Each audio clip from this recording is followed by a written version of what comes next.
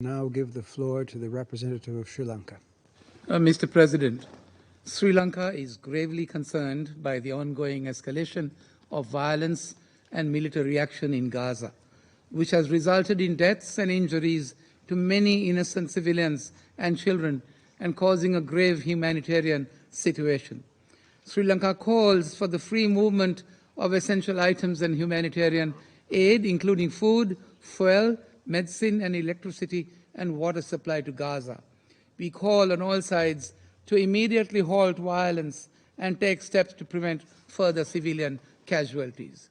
Mr. President, we also call upon the international community to redouble their support to the UN Relief and Works Agency, UNRWA, which is playing a commendable and courageous role in helping vulnerable populations under extremely challenging circumstances. Sri Lanka wishes to reiterate our call to all parties to the conflict to keep open a humanitarian corridor to provide urgent humanitarian assistance to the civilians in Gaza. We are committed to support the efforts and activities of the United Nations General Secretary General in his endeavor to mitigate the suffering of the people, the loss and damage to life and property, and to bring about a ceasefire. Mr. President, Sri Lanka is no stranger to the scourge of terrorism.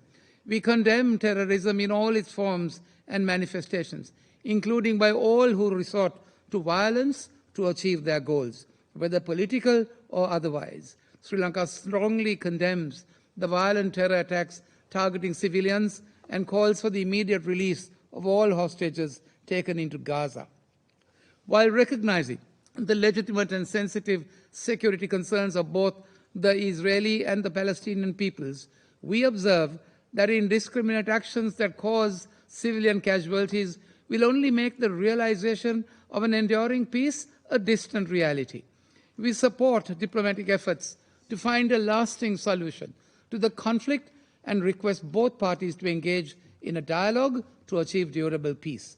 Mr. President, Sri Lanka remains committed to supporting a just and comprehensive negotiated political settlement to the Palestine issue in line with relevant United Nations resolutions leading to two states, Palestine and Israel, living side by side based on the 1967 borders.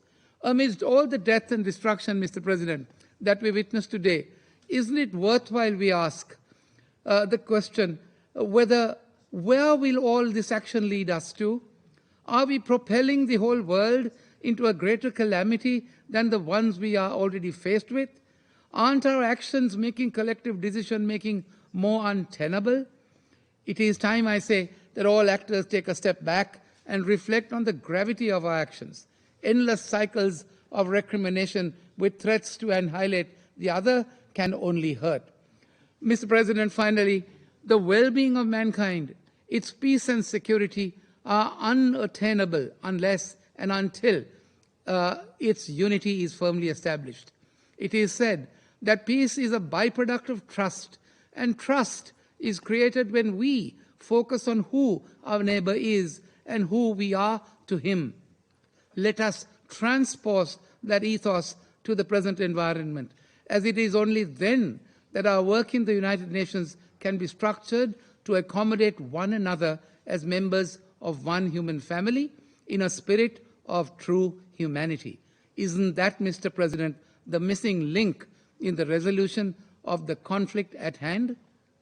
Thank you. I thank the representative of Sri Lanka for their statement.